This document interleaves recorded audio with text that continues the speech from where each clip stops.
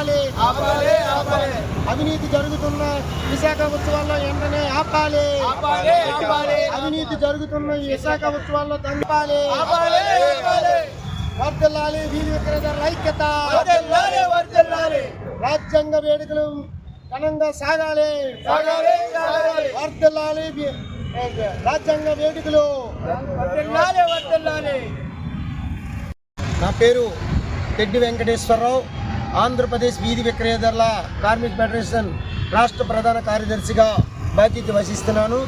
నేడు గణతంత్ర దినోత్సవ ప్రకారంగా దినోత్సవ వేడుకలు పురస్కారాలు చేసుకుంటూ నేడు జెండా ఆవిష్కరణ చేస్తూ నేడు ఈ విశాఖ సిటీలో జరిగే ఏదైతే నేషనల్ ఏవైతే ఉందో విశాఖ ఉత్సవాలు ఏదైతే రాష్ట్ర కేంద్ర ప్రభుత్వాలు ఒక్కటై ఈరోజు విశాఖ ఉత్సవాలు ఆర్కే బీచ్ లైన్లో ఏదైతే నిర్వహిస్తున్నారో అందులో ప్రతి ఒక్కరు కూడా ఈ మెప్పా డిపార్ట్మెంట్ కానీ అట్లాగే మున్సిపల్ కమిషనర్ గారు కానీ జిల్లా కలెక్టర్ గారు కానీ అలాగే పర్యటన విభాగం అయిన పీడీ గారు కానీ వీళ్ళందరూ ఒక్కటై జిల్లా కలెక్టర్ గారు ఏదైతే పర్యటన విభాగానికి మొత్తం ఈ జ్యుడిషియల్ మెజిస్ట్రేట్గా ఉన్న ఈ జిల్లా కలెక్టర్ గారు కూడా అవినీతి పాలు దీనికే చేశారు తప్ప ఈ మాకున్న వీధి విక్రేతల చట్టానికి ప్రధాన బాధ్యులు పరిపాలనా విభాగానికి ఆర్ఓగా ఉన్న జిల్లా కలెక్టర్ గారు కూడా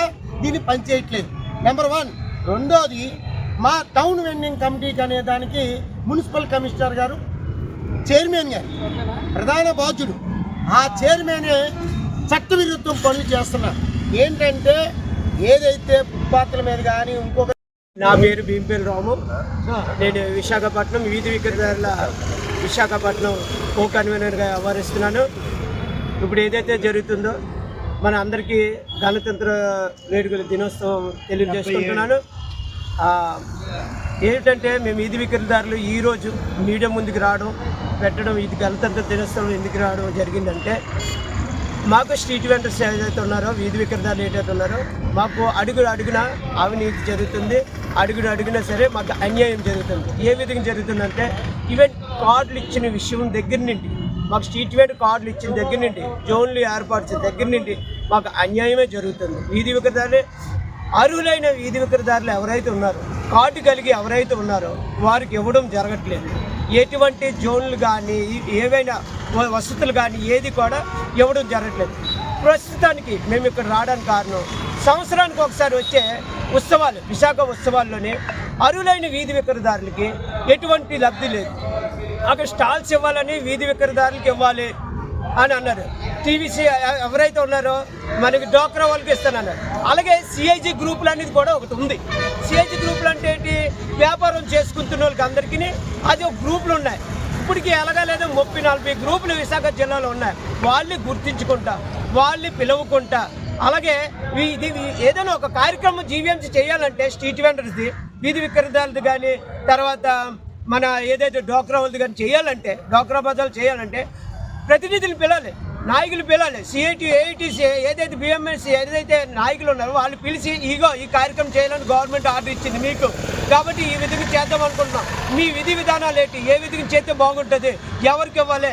ఆ అర్హులైన ఎవరు అనేది మీటింగ్ పిలిచి మమ్మల్ని కోఆర్డినేట్ చేసి చేయాలి. అది కార్డులు కానివ్వండి, జోన్లు కానివ్వండి, ఇలాంటి ఉత్సవాలు కానివ్వండి చేయాలి. కానీ ఎటువంటి చేయకుండా సులభంతో వారికి ఇష్టం వచ్చిన నిర్ణయాలు చేసుకుంటూ అది 50,000కి ₹1,00,000 పెద్ద పెద్ద బడాబాబులకి వాళ్ళకి అమ్ముకోవడం జరుగుతుంది. ఇప్పటికి కూడా అమ్ముకున్నా సరే ఇచ్చినా సరే ఇప్పటికి కూడా అక్కడ స్టాల్స్ ఇవ్వకపోవడం తయారు చేయకపోవడం కూడా అక్కడ గమనీయంగా ఉంది. ఇచ్చిన వాళ్ళు కూడా ఇప్పటికి వచ్చి స్టాల్స్ ఇవ్వలేదు. 3-4 రోజులు అయిపోయింది. ఇంకున్న ఎన్ని రోజులు మేము ఆపన చేద్దాం అన్నారు. మేము అడుగుతున్నది ఒకటే, మాకు ఎవరైతే అర్హులైన ఉన్నారో వీధి విక్రేతదారులకి వాళ్ళకు గుర్తించి వాళ్ళు పిలిపించి ఇప్పటికైనా సరే వాళ్ళు పిలిపించి అర్హులైన వాళ్ళకి ఇవ్వాలి. ఎందుకు ఇవ్వాలంటే ఈ నెల రోజుల్లోనే ఏం చేసుకోవాలన్నా సరే ఏం సంపాదించాలని ఏమి చేసుకోవాలన్నా మా పట్టుకోటు గురించి మేము చేయాలన్నా సరే మేము రాజకీయ నాయకుల గురించి దగ్గరికి వెళ్తున్నాం. సార్ మాకు ఇలాగ అన్యాయం చేస్తున్నానంటే వాళ్ళు కూడా పట్టించుకోకుండా చూద్దాం చేద్దాం అన్న పరిస్థితిలో ఉంది. కాబట్టి మాకున్న హక్కు మేము గణతంత్ర దినోత్సవంలోని ఏదైతే బిఆర్ అంబేద్కర్ రాజ్యాంగం రాశాడో అప్ చెప్పారో అందులో కూడా 2009లో మేము రాజ్యాంగంలోని మా స్ట్రీట్ వెండర్స్